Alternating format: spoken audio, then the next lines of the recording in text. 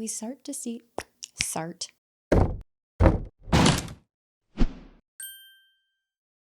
Hi everyone, my name is Kayla and welcome back to Kay's Hidden Shelf, where we talk about books.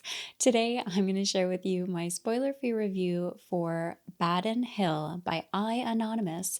This is a self-published historical fiction and fantasy and is book 2 in the Wars of Wrath series. Now, I was sent this copy in exchange for an honest review similar to the first book called Gurzel, which you can see up here. Now, because we're going to be talking about book 2, just be mindful that there may be mild spoilers for the first book, Gurzel. In this video, I'm going to try and keep it as spoiler-free as I can, but just be mindful of it. In this, Princess Sabra is faced with new threats as she is reunited with her father, and treachery follows.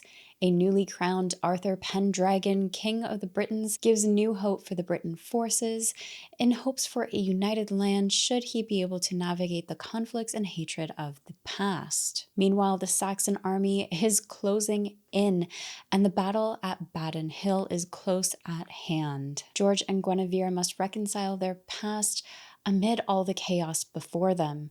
All the while, the dragon Gurzel is focused on meeting his goals regardless of the cost. Badon Hill continues the story after Gurzel, and we get 14 points of views from different characters across this story. Now, while this gives us a wide view of the story, more depth and detail into all of the situations that are going on, I actually didn't find it as hard this time to get into the characters and keep track of who was who.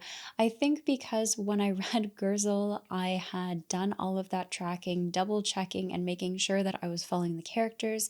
I got to know them so well that this time it felt really easy jumping in and keeping track of everyone and the situations going on between them all. Now, 14 POVs is a lot, but the benefit of it is that we get such an in-depth look into the characters' histories, their connections, and the variety of situations that are happening across distant lands. While it can be tricky to keep track of so many characters, I ended up enjoying it because I did all my tracking in Gurzel and I became so familiar with them that it was easier to just read through and know everyone and who they were this time around. With that many POVs, however, it can be tricky for some readers to keep track or be able to follow everything that's going on.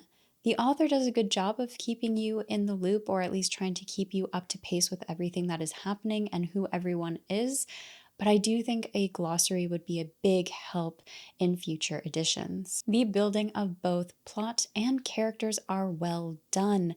We also start to see some payoff to all the groundwork that was seen in Gurzel. The plot continues to thicken as well, pulling the reader into the various conflicts that are at hand. For the writing style or storytelling method with I.Anonymous, I'm currently enjoying it, though I can see where this might be troublesome for some authors. A lot of the story is told through details rather than dialogue, though we do get more dialogue in Badon Hill than we did in Gurzel. Similar to Gurzel, we do see chapters that start off in the present and then give us some flashbacks to history within that character's POV. At this point, I've just started associating that with I.Anonymous's writing style, and I am enjoying it as we do get such depth within each chapter and the characters' histories, ultimately giving the reader more insight into the characters' backstories as well as their present motivations. I will say for the flashbacks that they're woven in such a way that feels smooth with the reading experience and the story. There are also morally gray characters, along with more complexities given to the characters' personalities in Badon Hill, which I personally appreciated and was the highlight for me in this book. However, I do have to say that there were some tropes that just did not work for me in this. Now, that being said, these were tropes that were leaning into the romance genre, and romance typically isn't my type of reading preference, so that likely had to do with it. As to whether or not the trope was done well, I can't answer that.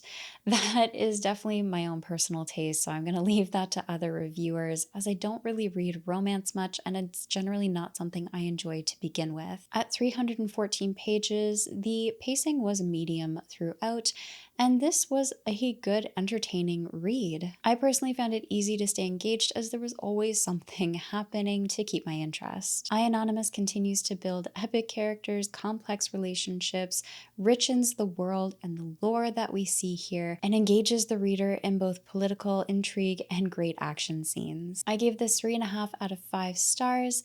I think there's a lot to enjoy with it, but there were some aspects that just didn't work for me, unfortunately. I do look forward to continuing with book 3 as I am enjoying the writing and reading so far. I'd love to know, is this something that sounds interesting? Have you read it already? I'd love to hear your thoughts down below in the comments. As always, thank you for watching and take care of yourselves.